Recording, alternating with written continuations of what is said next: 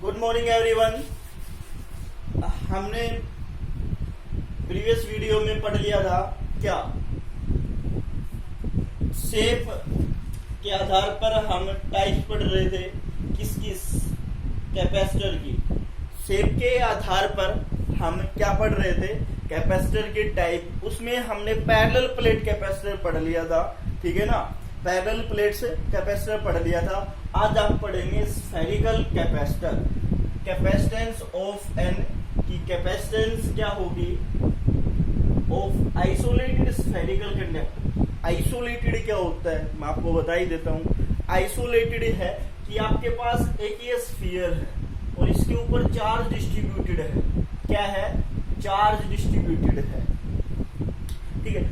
But ये another किसी sphere का चार्ज नहीं ले सकता, या फिर ये दूसरा जो स्फीयर है ये अपना चार्ज इसको नहीं दे सकता, ठीक है ना।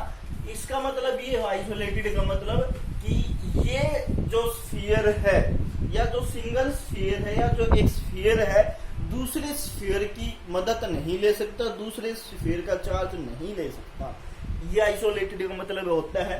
फिर हम पढ़ेंगे कंसीडर्ड किया हमने, क्या पढ़ रहे हैं हम, capacitance of an isolated spherical capacitor पढ़ रहे हैं। इंपॉर्टेंट है, considered an isolated spherical conductor of radius R. हमने क्या कंसीडर्ड किया कि एक आइसोलेटेड स्फीयर है और उसकी जो रेडियस है वो है आर, और द चार्ज क्या हो, ठीक है ना। चार्ज क्या माना, क्या हो, ठीक है। और वो क्या है, यूनिफॉर्मली डिस्ट्रीब्यूटेड, कैपिटल मान लो जी, स्मॉल मान लो, बात एक ही है।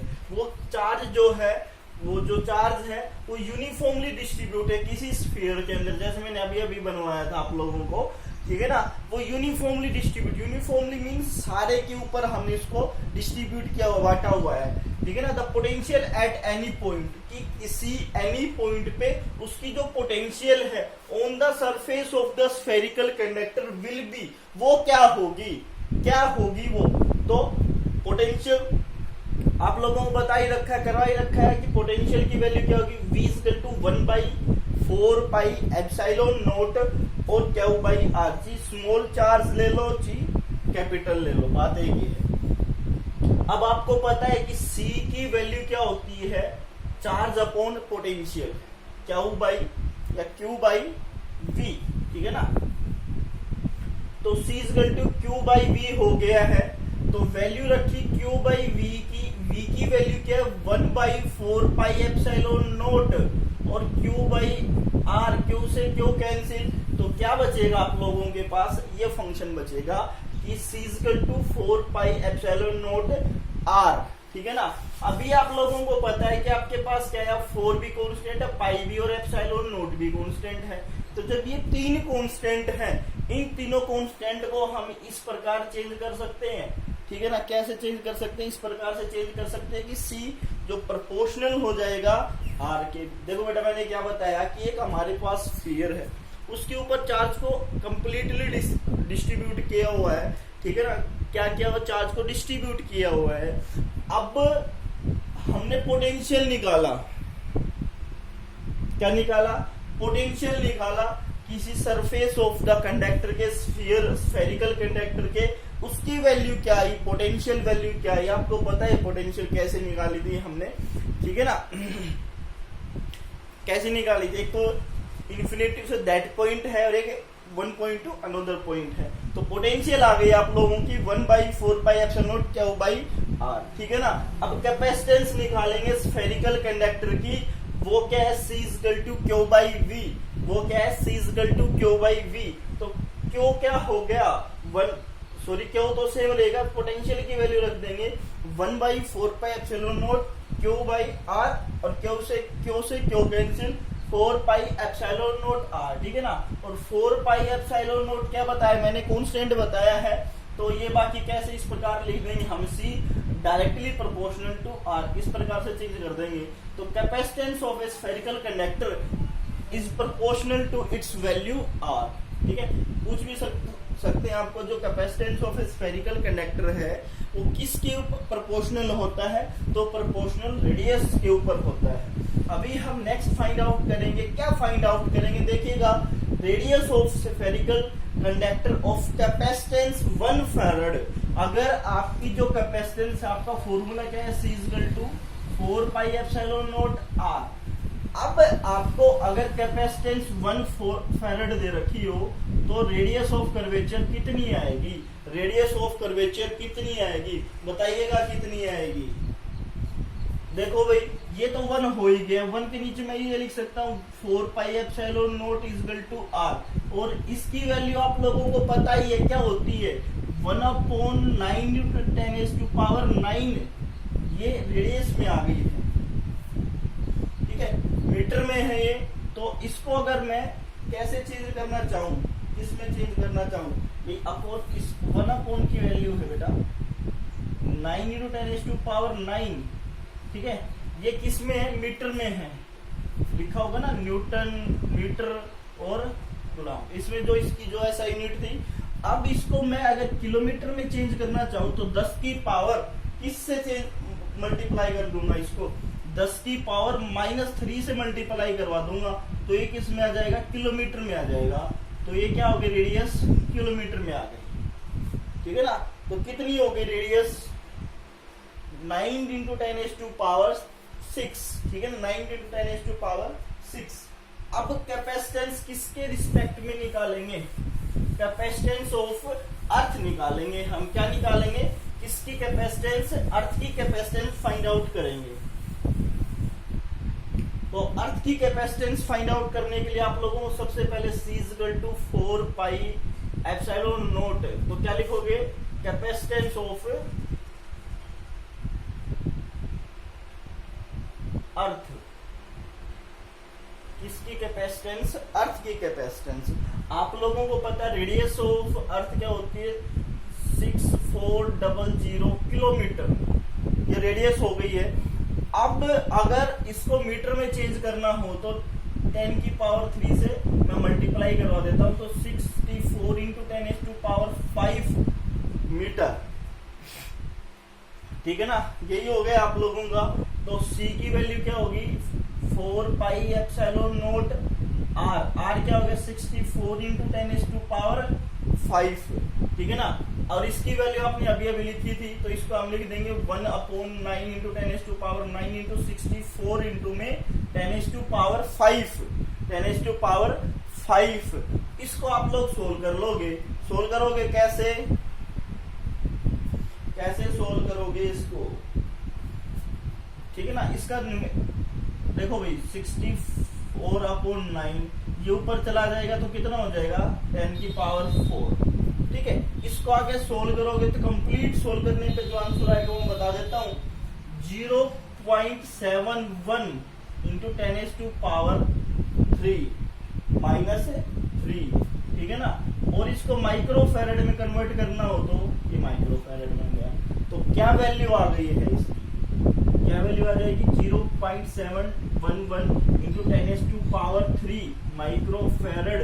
तो ये कितना हो जाएगा, 711 माइक्रो फैराड, ठीक है। ये आपका टॉपिक क्या था, ये आपका टॉपिक था कि capacitance of an isolated spherical capacitor, ठीक है। उसमें हमने क्या क्या निकाला, कैपेसिटेंस ऑफ अर्थ निकाली, रेडियस ऑफ क्या निकाला, स्फेरिकल कैपेसिटर निकाला, जब आपको C की वैल्यू 1 फैराड दे रखी हो, ठीक है ना। ये फंक्शन था। अभी हम करेंगे नेक्स्ट टॉपिक, देखो अब हम पढ़ेंगे कॉम्बिनेशन ऑफ कैपेसिटर। इससे क्या आता है, न्यूमेरिकल आता है भाई, कंफर्म है कि 2 या 3 नंबर का न्यूमेरिकल बनता है इस पोर्शन से। सीरीज और पैरेलल दो कॉम्बिनेशंस होते हैं कैपेसिटर के, एक तो सीरीज कैपेसिटर, दूसरा होता है पैरेलल कैपेसिटर।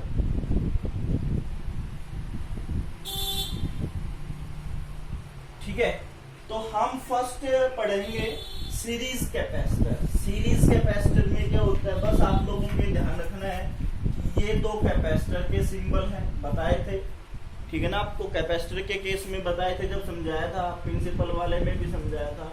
ये मान लिए 3 क्या है आपके पास कैपेसिटर है। और एक प्लेट पे पॉजिटिव है आपके पास, ये पॉजिटिव है, ये नेगेटिव है, ये पॉजिटिव है, ये नेगेटिव है, ये पॉजिटिव, ये पॉजिटिव, ये पॉजिटिव, ये नेगेटिव, नेगेटिव, ये क्या चार्ज है, क्या ठीक है, पोटेंशियल टोटल के साथ है ये, इसका पोटेंशियल अलग होगा, इसका पोटेंशियल अलग होगा, इसका पोटेंशियल अलग होगा। आप दो भी ले सकते हो, दो से ज्यादा भी ले सकते हो, ठीक है ना। अभी टोटल पोटेंशियल क्या होगा, इस भाई सभी का पोटेंशियल अलग है तो टोटल क्या होगा, V equal to V1 plus V2 plus V3, ठीक है ना। आप लोगों ने 10th क्लास में पढ़ा होगा क्या, combination of resistors, combination of resistors कैसे इस प्रकार से कॉम्बिनेशन था, ठीक है ना, इस प्रकार से इसका कॉम्बिनेशन था। ये कैसे था, सीरीज में था। सीरीज में क्या होता था कि जो आपकी घर की लाइट है वो सीरीज में नहीं होती है, सीरीज में ये होता था कि अगर आप बिजली का एक उपकरण बंद करो तो सारे बिजली के उपकरण एक साथ बंद हो जाएंगे। मान लो एक रूम है, उस रूम में बल्ब लगा हुआ है, फैन लगा हुआ है, कूलर भी है, ऐसी भी सारी चीजें हैं। अगर वो लाइट सीरीज में है तो एक स्विच से चारों चीजें बंद हो जाएंगी, एक चीज से सारी चीजें बंद हो जाएंगी। अब इसमें क्या है, इस सीरीज में क्या है, जो रेजिस्टेंस में पैरेलल में था कंडीशन, जो रेजिस्टेंस में पैरेलल की कंडीशन थी वो इसमें सीरीज की कंडीशन होगी, इसकी कंडीशन होगी सीरीज की कंडीशन होगी, ठीक है। तो आपने C क्या निकाला था, Q बाई V, C क्या निकाला था, Q बाई V, ठीक है। अभी इसकी जो कैपेसिटेंस है, तीनों की कैपेसिटेंस भी डिफरेंट है, इसकी C1 है, इसकी C2 है और इसकी कैपेसिटेंस C3 है। अगर मुझे C1 की कैपेसिटेंस निकालनी है तो क्या होगा, C1 equal to Q by V1। तो V1 निकालना हो तो वो क्या हो जाएगा मेरे पास, क्या हो जाएगा भाई, Q बाई C1, क्या हो जाएगा, Q बाई C1, ठीक है ना। तो V1 आ गया, V इसी प्रकार V2 आ जाएगा, V2 क्या हो जाएगा, Q बाई C2 और V3 क्या हो जाएगा, Q बाई C। भाई देखो बिल्कुल प्यार से समझना है, आपने टोटल पोटेंशियल क्या लिखा, भाई सभी का पोटेंशियल डिफरेंट था, तो टोटल पोटेंशियल क्या हो जाएगा, V equal to V1 plus V2 plus V3, total potential हो गया है। मैं फिर बताता हूँ, एक बार 10th क्लास स्टडी कर लेना, या फिर मैं बता देता हूँ आप लोगों को कि जो पैरेलल रजिस्टर्स था, जो पैरेलल का जो रजिस्टर था वो कैपेसिटर में सीरीज की तरह जोड़ा जाता है, ठीक है ना। या फिर जो पैरेलल था, हाँ, वो सीरीज की तरह जोड़ा जाता है, और जो सीरीज में था रजिस्टर्स वो पैरेलल की तरह जोड़ा जाता है। तो इसको पैरेलल रजिस्टर्स की तरह जोड़ेंगे सीरीज कैपेसिटर को। इससे रिलेटेड कंफर्म है न्यूमेरिकल बनता है, यानी किसी भी बोर्ड हो, क्योंकि एनसीईआरटी के आधार पर है ये टॉपिक भी, जो आपका सिलेबस गिवन है, ठीक है। तो V1 की वैल्यू मिल गई, V2 की वैल्यू मिल गई, V3 की वैल्यू मिल गई। पुट करेंगे वैल्यू को, V equal to Q by C1 Q by C2 plus Q by C3, ये वैल्यू हो गई है। V1 की वैल्यू पुट कर दी, V2 की वैल्यू पुट कर दी और V3 की वैल्यू पुट कर दी। V की वैल्यू क्या होती है, Q बाई C, तो Q by C1 Q plus Q by C2 plus Q by C3। Q को कॉमन ले लेंगे, Q को, तो कैंसिल हो जाए Q, तो क्या बचेगा 1/C1 1/C2 1/C3। तो कैंसिल Q से Q, 1/C क्या बचा, 1/C1 1/C2 1/C3। और इसको कैसे लिख देंगे, S मीन्स सीरीज कैपेसिटर। ये रिजल्टेंट आ गया है, ये क्या आ गया है, रिजल्टेंट आ गया है, ठीक है ना। तो ये हो गया आपका सीरीज कॉम्बिनेशन। बस आपको रिजल्ट याद रखना है, जब मैं न्यूमेरिकल करवाऊंगा, जब आपको एक एक चीज समझा दूंगा, ठीक है। अभी हम सेकेंड कंडीशन पढ़ते हैं इसकी, पैरेलल कैपेसिटर। पैरेलल कैपेसिटर में क्या है देखिएगा बच्चों, मैंने बताया आपको कि जो सीरीज में था उसमें रजिस्टर में, वो इसके पैरेलल में होगा। तो ये तो तीन क्या हो गए कैपेसिटेंस, ये पॉजिटिव चार्ज, ये नेगेटिव चार्ज, ये पॉजिटिव,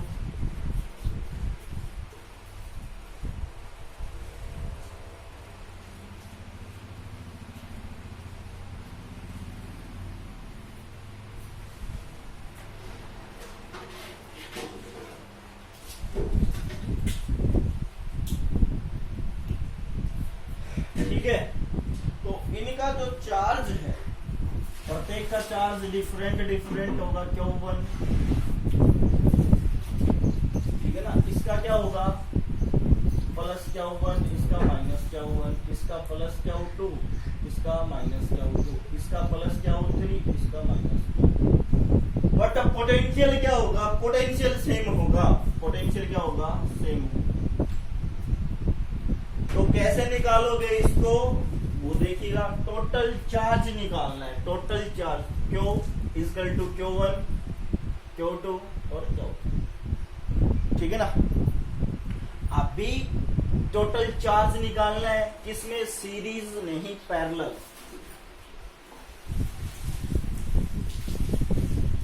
पैरेलल। अभी आपको पता है कि C क्या था, Q बाई V, और Q क्या था CV। तो आपको Q भी निकालना है, तो क्या हो जाएगा C1 और V, ये क्या हो जाएगा Q1, Q2 क्या हो जाएगा C2V, और Q3 क्या हो जाएगा C3V। वैल्यू पुट कर देंगे तो Q क्या हो जाएगा C1V plus C2V plus C3V, ठीक है ना। अब Q की वैल्यू पुट कर देंगे CV is equal to C1V, C2V, C3V। V common ले लेंगे दोनों के अंदर से,